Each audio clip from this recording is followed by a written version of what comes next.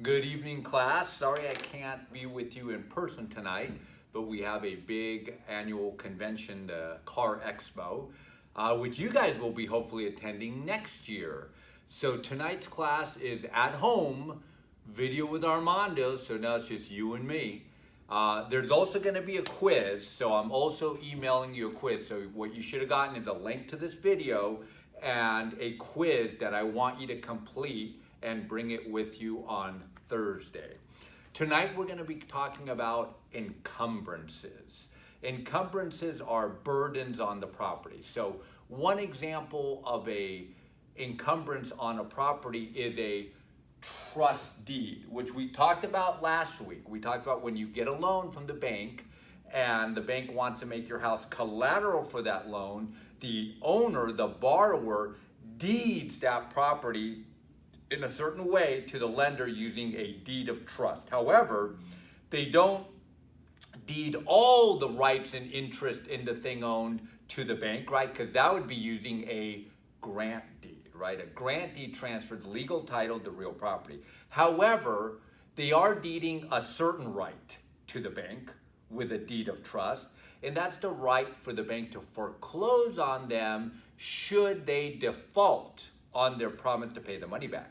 So a trust deed definitely creates an encumbrance on the property, a burden on the property, and we say encumbrances that have to do with money are liens, So a trust deed is definitely a encumbrance, a burden on the property, and a lien on the property. Some other examples of money liens are a mechanics lien. You didn't pay your contractor, he filed a mechanics lien on your property. A judgment lien, you lost a lawsuit and they put a judgment lien against you. A property tax lien, every year the county assessor will put a lien on your property, which means the house is collateral for the property taxes you owe. Now, when we're talking about encumbrances that have to do with money, we call them liens, and we just talked about a few. However, we need to also understand that these liens can be defined as specific or general. So what we mean by that is a lien can be specific to just one property or general to everything you own. For example, a trust deed is specific to just that property. The bank has the right to foreclose on that property as opposed to your car or anything else you own. A judgment lien, you lost a big lawsuit and they put a judgment against what you own. That could be against your home, your car, your bank accounts. So that would be an example of a general lien, So a lien can be general or specific. A mechanics lien would be an example of a specific lien. When you didn't pay that contractor, he was able to file a mechanics lien on that property in which he did the work for. Not your car, not your bank account, not everything else you own. However, he was able to file it on that home that he did the work on. A property tax lien, same thing. The county assessor puts a property tax lien on that property, not all the properties you own. That property tax lien is for that one property. So a lien can be specific or general. Encumbrances are burdens on the property. When they have to do with money, we call them liens. Now, how do we know the priority of liens? The priority of liens. So when we have a home and we have 1, 2, 3, 4, so all these liens, how do we know the priority of these liens? We know by what we call the date of recordation. The date of recordation. The date of recordation is how we know who's first, second, third, or fourth. However, there is an exception. The exception is mechanics liens. So liens take priority based on when they were recorded. And recorded where? At the county recorder's office, right? At the county recorder's office. So when you record a lien, it would be recorded at the county recorder's office. And what determines the priority of these liens is the date of recordation. However, a mechanic's lien has a special exception by statute, meaning by law. That means if you have a first, second, third, fourth that occurred after the work began by the contractor's lien actually goes on top. So a contractor's lien, a mechanic's lien, takes effect not when recorded, but when the work began. So that's a very important distinction. So all liens, what determines the priority? When they were recorded. However, a mechanic's lien is an exception. That takes effect not when recorded, but when the work began. So I want you to be clear on that. We also have other types of burdens that don't necessarily have to do specifically with money per se, but they definitely burden your property, like CC&Rs. You can't paint your garage door purple. You can't run your psychic workshop out of your condo because you agreed when you bought that house, you agreed to certain covenants, conditions, and restrictions. So when you buy a townhome or a condo or even a single family home that's in a PUD, in a planned unit development, you may be subject to CC&Rs. These are covenants, conditions, restrictions. And while they don't have to do specifically with money, they're definitely burdening your property because you can't paint it purple and you can't have, all your cars in the front yard or whatever the condition or restriction is. So what's an example of a non-money encumbrance? A CC&R, covenant, condition, and restrictions. Another example of a non-money encumbrance that we need to know about is an easement. So we might say an easement is the right to cross another's property to access your own. So an easement we can define as the right to cross another's property to access your own. This is very common in Woodland Hills where we have flag lots that you have a house here and the only way to get to it is to go through this house's driveway. So this property has the right to cross this property's driveway to access its home. That's called an easement. The right, not ownership of the guy's driveway, but the right to cross another's property to access your own. And when we're dealing with that type of easement, where there's a house here and a house here and one person has the right to cross, we call that easement very specifically an appurtenant easement. So it burdens the property because you can't just build a wall here because you don't like your neighbor driving on your driveway, because when you bought that home, in the deed, it already said that, hey, you have to allow him to cross, and it already said in his deed that he has the right to cross. So it definitely burdens your property, not in a money way, but it definitely burdens your property in that you can't do exactly what you may want to do. So another example of a non-money encumbrance is an easement. And when we're talking about an easement next with neighbors, we call it an appurtenant easement, okay? I want you to know that. Now, sometimes a company is given the right to cross, right? Because maybe there's power lines here.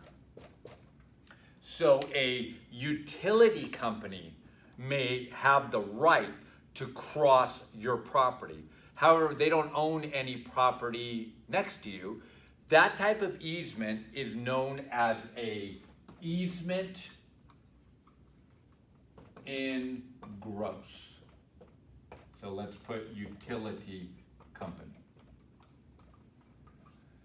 So an appurtenant easement was the right to cross another's property to access your own, and that's real property. I want you to make sure you understand that that's real property. So when you sell your home, the next guy gets that right to cross another. However, an easement in gross is usually given to a utility company like the DWP, the gas company, so that they can go in and fix the transformer or the cable lines without having to ask you permission, and they don't own any land. So this type of easement, this one actually falls under personal property. Personal property. Okay? So I want you to know that an appurtenant easement is real property. An easement in gross is personal property. And I also want you to know that an easement, just by definition, is the right to cross another's property to access your own. Okay. One more type of non-money burden on your property that we need to know about, another type of non-money, is called an encroachment. An encroachment. An encroachment is when your neighbor encroaches on your property by building a wall that's maybe 3 feet on your property. So when a neighbor builds personal property, that wood, that lumber that made the fence or that chain link fence, and it's on your property, that's called an encroachment. And your neighbor has encroached on your property. Now, you have 3 years from being aware, 3 years from being aware that your neighbor built this fence 3 feet into your yard to sue. 3 years to sue. What would you sue for? For them to take it down or the damage that was caused by it, but they don't own your 3 feet. You own your 3 feet. However, you have 3 years to sue if there's an encroachment. Now, this is why when we talked about title insurance, right? We said title insurance helps protect that kind of chain on title, that everything's been good. But another thing that the extended policy of title insurance, the extended policy covers is these encroachment issues. So very often a title insurance company, if they're going to give you that extended coverage that protects against some of these things like encroachment, they will want to come out and do a survey. Because the only way to really know if your neighbor's property is, the fence is 2 feet on your property, no one really knows. You have to actually come out and flag the property, do the math as far as the parcel size and everything else. And there's engineers and there's companies that specialize in doing lot surveys. And that's the only way to really know where your property begins and when where your property ends. A lot of agents will go, oh, I think the lot line is where the fence is. Well, how do you know, right? Well, what if that fence was moved 30 years ago by the neighbor 1 foot, or you have those fences that are wood and they're all falling apart because the ivy's growing through them. You never really know. So if you have a concern about true lot lines, then you need to conduct a survey. Yeah, it costs money. You'd have to do it. And if you can get the extended title insurance policy, very often if they're going to protect you from some of these things like an encroachment, they're going to want to come out because they don't want to be on the hook in the event your neighbor is encroaching on you or the property you're buying is encroaching on your neighbor. So 3 types of non-money encumbrances. We have CC&Rs, covenants, conditions, and restrictions, easements, which we said we have an appurtenant easement and we have a easement in gross. Keep in mind, easement in gross, personal property, appurtenant easement, real property. And then we have this encroachment, which is basically a personal property trespassing on real property. Your neighbor's personal property, the fence, the wood, the lumber, whatever it is they're building on your real property, creates an encroachment. Okay, let's go back to the liens now. Let's go back to the liens.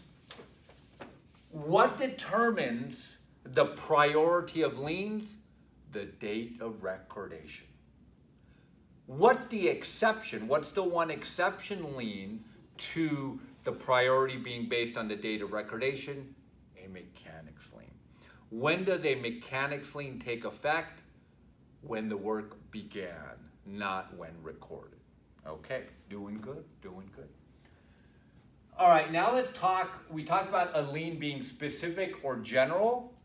A lien can also be defined as voluntary or involuntary, right? So when you go get a loan from the bank, you're voluntarily giving the bank the right to foreclose on you, right? You're voluntarily giving the bank the right to put a lien on your home via the deed of trust. So we might define, or on the state exam, they may say, what is an example of a voluntary specific lien? And that would be a trust deed. So a trust deed is an example of a voluntary, because you're doing it for your own will, no one's forcing it on you, and it's specific to the property. So we have a voluntary specific lien, trust deed. So I want you to know that a trust deed is an example of a voluntary specific lien. Now, what's an example of an involuntary general lien? An involuntary general lien. That would be a judgment. That would be a judgment. So you lost a lawsuit and you didn't pay them, they put a judgment lien against everything you own. That would be an example of a involuntary, because you didn't want this to happen, right? General lien, because they could lien everything you have, your car, your bank account, your house. So a judgment lien is an example of an involuntary general lien. A property tax lien is an example of a specific involuntary lien, because it's specific to that property. It makes that property collateral for the property taxes, and you're not asking for it, you don't want it, right? Who wants to pay property taxes? It's involuntary. Okay, so I want you to know that encumbrances are burdens on the property. When they have to do with money, we call them liens, and they can be further described as voluntary or involuntary, and as specific or general. And I gave you a couple of good examples, that a trust deed is an example of a voluntary specific lien. A judgment lien is an example of an involuntary general lien, okay? What did we call an easement that allows a utility company to cross your property? Fadi in the back, what did we call that? We called that an easement in gross. Jay in the front, what did we call an easement that allows you to cross another's property to access your own? An appurtenant easement, an appurtenant easement. Okay. All right, let's keep it going here. What does CC&R stand for?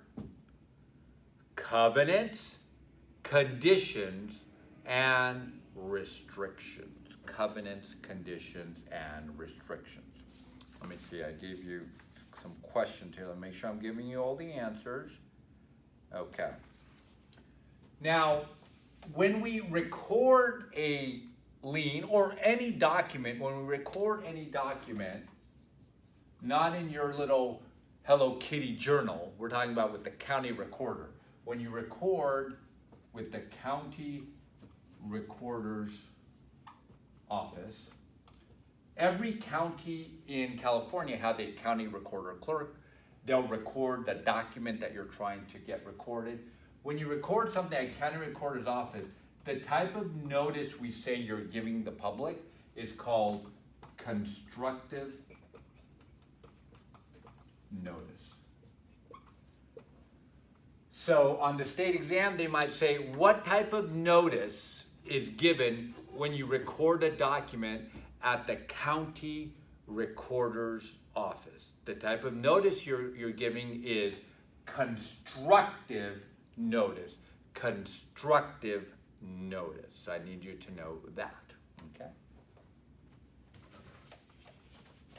All right, let me go with these. Now I want to go back one more time to the trust deed because there's a lot of definitions or names involved with the trust deed that I need you to know. So we have this document that transfers sometimes what we call naked legal title. And the reason we say it transfers naked legal title is because it's so stripped of any other rights it's transferring, unlike the grant deed that transfers all the rights and interest in the thing owned. The trust deed doesn't allow the lender to be in your property, the right of possession. It doesn't allow them to borrow more money against your house, the right to encumber.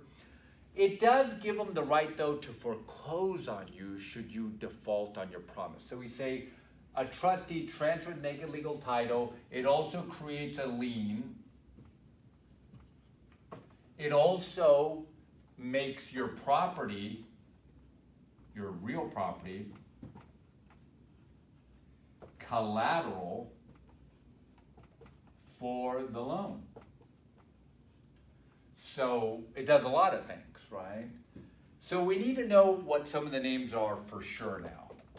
So the trustor, which is the giver of this deed of trust, the giver to the bank, you're giving that right, is the borrower. So who is the borrower in a trust deed? We call them the trustor, the trustor. And who are they giving this right to? They're giving it to the trustee, the trustee.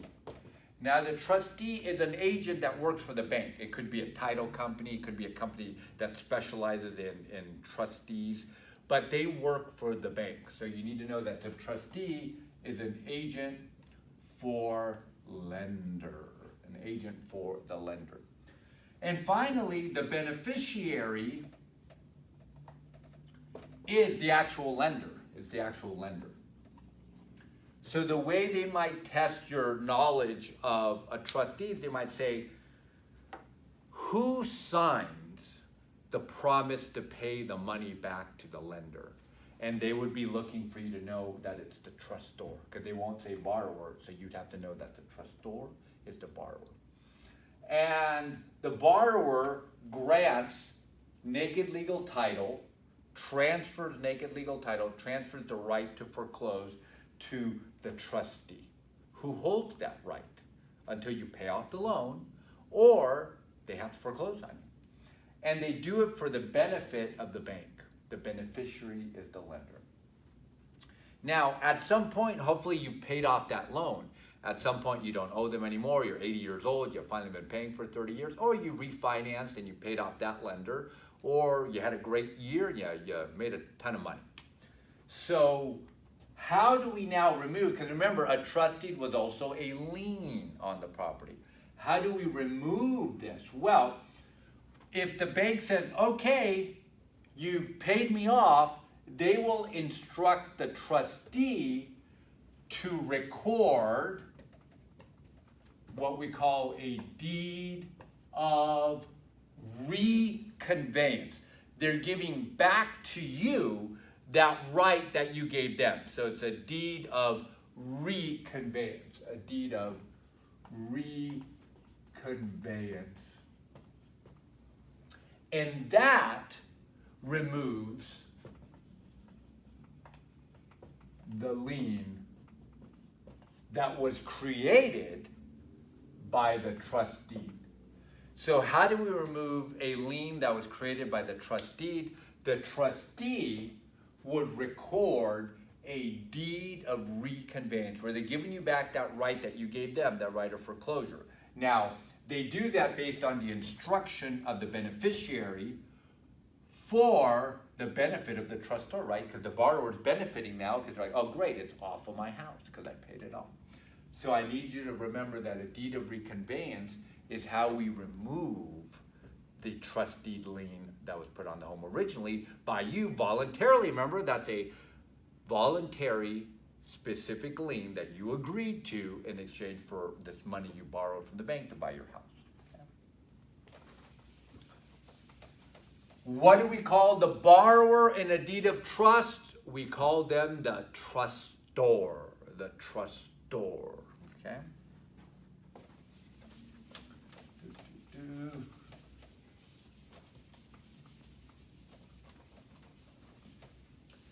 Now let's talk a little bit about foreclosure. Let's talk a little bit about foreclosure related to trust deeds. So if you owe the first, the second, and the third money, you have 3 different trust deeds on the property, what's the priority of the liens? Remember, it's the date of recordation. But let's say you went to Bank of America, you went to Wells Fargo, and then you also own some credit union money. So we have 3 liens here. And you don't pay any of them, and there's a foreclosure.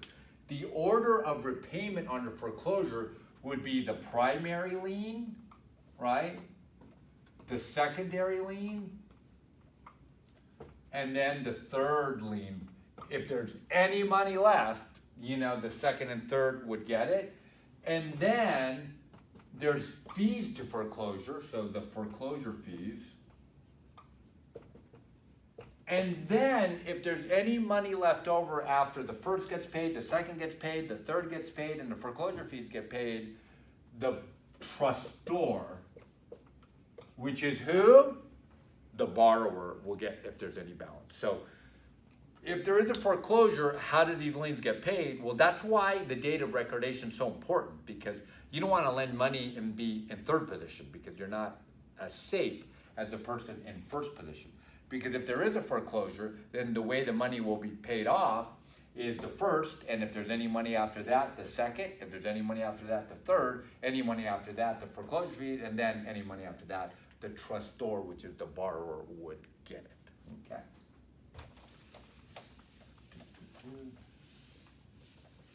Now, when we have these foreclosures, the person that has the right to sell that property is the guy who you gave the right to, called the trustee, which is why very often these are called trustee sales. And if you were trying to invest in real estate about 10 years ago, you were probably trying to go to these auctions that were really trustee sales because you hoped that the bank would give you the property cheap because they just want to unload it because the borrower defaulted. That's where we get the trustee sale. That's where we get the trustee sale, okay? All right, let's see what else we got. Gosh, it goes so much quicker when I just talk without opening it up to questions, okay? Okay, so we have all this. Couple other things I want to make sure we cover from the end of our class on Thursday, because we had talked about contracts, right? The 4 elements of contract formation: legal capacity, mutual consent, lawful purpose, and sufficient consideration. But what we didn't get a chance to talk to was about what do you do if someone breaches the contract, right? So we have three legal, I mean, there's a lot of remedies, but three legal remedies for breach. I wish I wrote neater. For breach of contract. So what are three legal remedies for breach of contract? Well, the first remedy is you could just rescind the deal, right? Rescission. You could just say, hey, give me back my money, I'll give you back the house, let's just rescind the deal, like never even happened. The most common legal remedy that is pursued for a breach of contract is for damages. So, as a result of your breaking our agreement, I was damaged this dollar amount, right? And that's where people have to decide, well, what is the dollar amount you were damaged? You know, and that's when people get really, well, I'm mad, okay, well, how can we quantify how you were injured, right? Well, I missed a day of work. Well, okay, well, how much is that? You know, sometimes it's not worth the lawsuit. But if you can quantify and it makes sense, you may want to sue for damages, the amount to make you whole. So damages is usually the amount to make you whole, right? Because you're going to say that as a result of this breach, you were damaged. Well, what would it take to put you back together? What's this dollar amount? And sometimes no amount of money will make you whole. You just need them to do what they said they were going to do, which you might be suing for what we call specific performance. So you might be suing and say, hey, listen, it's no amount of money will make me whole. You said you'd sell me that house and I need that house. So the only way I can be satisfied is if I get legal title to that house. So if you don't sell it to me, even though we have this contract, because you're breaching the contract, I'm going to sue you, and hopefully the judge will command that you sign over the grant deed, because I'll win, because I'm pursuing specific performance. The courts generally don't want to force people to do things like that. They don't want you to come up with some damages, some dollar amount that'll make you whole. But sometimes no amount of money will make you whole. The other party doing what they promised to do in the contract is the only way you will be made whole. So what are three legal remedies for breach of contract? Well, you could sue for rescission, to rescind the agreement. You could sue for a dollar amount to make you whole, to make you complete again. Or you could sue for them to do what they promised to do, specific performance.